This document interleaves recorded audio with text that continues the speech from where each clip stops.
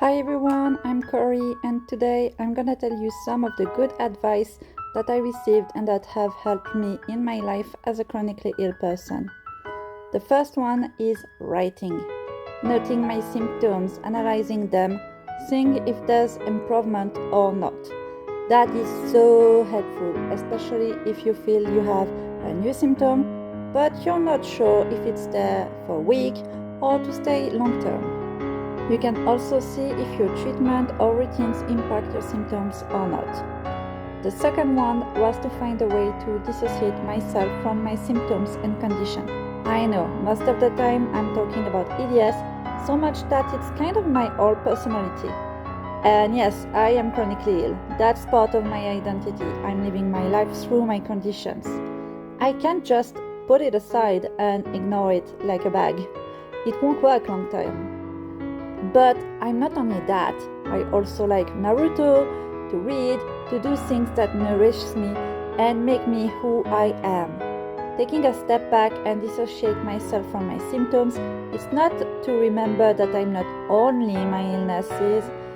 I know that when I offended my mom about Naruto, even though she doesn't understand anything, that is not a symptom of my EDS. But when I'm in a pain flare, that I'm so exhausted I can't do anything, to whom is it the fault? The correct answer is no one, or maybe to EDS. The truth is that because those symptoms are in me, it's easy to conclude that it's therefore my fault, which is not. I never asked for that. Being careful and taking care of my health, identifying my triggers and avoiding them if possible helped me. That way, I know I've done my best. But sometimes the self-sabotaging brain that we all have can't just accept that.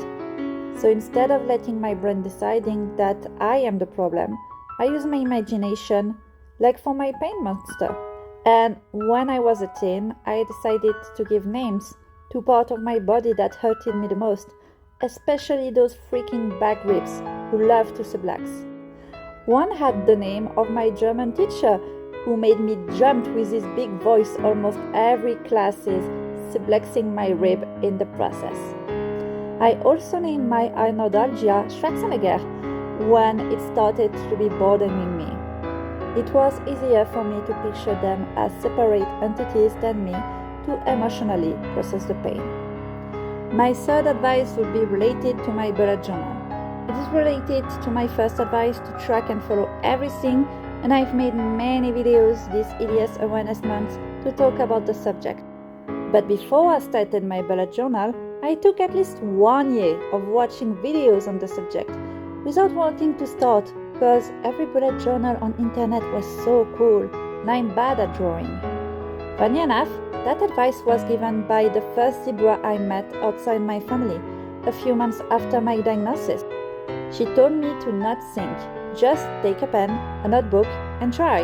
If it wasn't for me, I wouldn't have lost some money buying a cute notebook with thick paper and a lot of colored pen.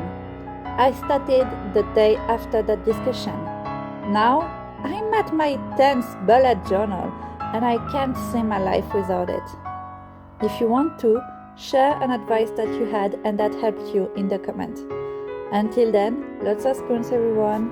Bye!